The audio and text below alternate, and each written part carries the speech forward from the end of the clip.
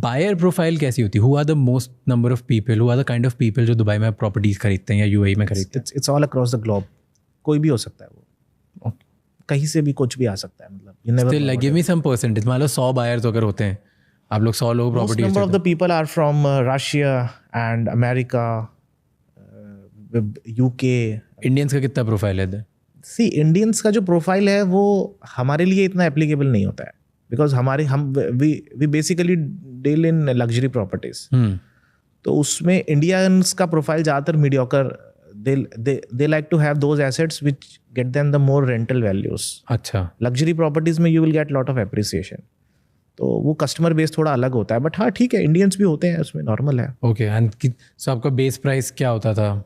कुछ भी हो सकता है, it's like 1 million dirham, even less than that even.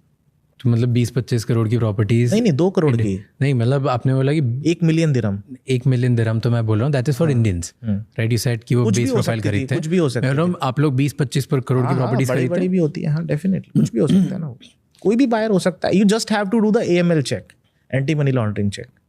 Okay, वो इंपॉर्टेंट होता है, इट्स अ कंप्लायंस।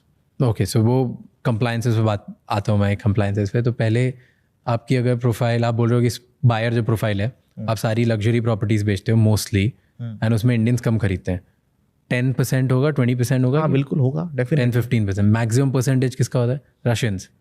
उस टाइम पे रशियंस का था, at the time when I was doing the brokerage. Yes, हाँ, क्योंकि वो वॉर की वजह से वो पूरा पैसा इधर डाल रहे थे।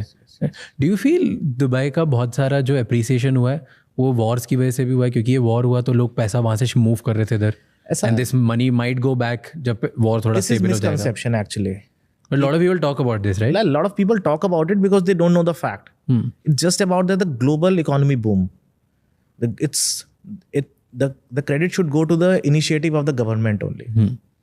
They have investing heavily in the infrastructure, and this is the reason why people wants to come here. So you don't feel कि war का कोई लेना देना है रशिया के? सर वो misconceptions है लोगों का। तो ऐसे भी फ्लो होता ही पैसा, तो why specifically Russians are investing? ये ऐसा तो सर हर जगह ही हुआ है ना। इंडिया का FDI कितना स्ट्रांग हो गया उसके बाद, आप समझिए, मतलब like after the Covid the property prices in India also it's getting almost double. हाँ, बट वो तो इंडियन की लोकल ही है, इंडियन खरीदते रहते हैं। FDI तो बहुत आया है ना, कम ही है, अपना इतना ज़्यादा कहाँ है ये, मतलब यूएई के सामने। नहीं, it's like no percentage wise this country we are almost touching $4 trillion economy now.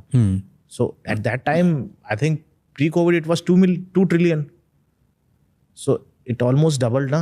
Do you feel कि global boom आया और ये boom रहेगा boom भी है, regardless of wars? UAE में specifically it's just because of the initiative of the government.